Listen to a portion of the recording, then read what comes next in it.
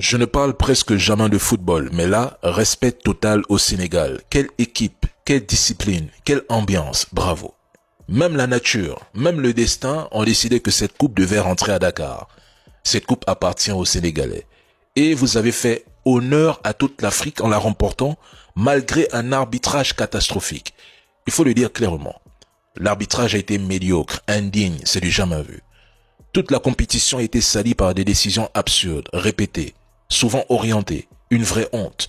On peut légitimement se demander si ceux qui étaient à la VAR avaient réellement les compétences pour y être, ou si tout était tout simplement politisé. Des équipes favorites ont été éliminées sans logique, sans explication. D'autres ont été étrangement favorisées, sans justification sportive. Plusieurs matchs ont été littéralement gâchés par l'arbitrage. Et que dire de cette finale? Des fautes flagrantes sur le Sénégal, silence total. Mais à la toute dernière seconde, l'arbitre traverse le terrain pour offrir un penalty imaginaire, comme un cadeau de fin de soirée. C'est du jamais vu. Mais dans ce chaos, un homme a incarné le leadership. C'est Sadio Mané.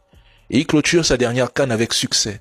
Pendant que certains joueurs ne voulaient plus continuer pour dénoncer la tricherie, lui a calmé tout le monde, demandé de rentrer sur le terrain, de se battre jusqu'à la dernière seconde. Et ça a payé. Ils ont gagné. Voilà ce qu'on appelle un vrai leader. Je pensais que ce serait la Côte d'Ivoire, le Nigeria ou le Cameroun qui l'emporterait.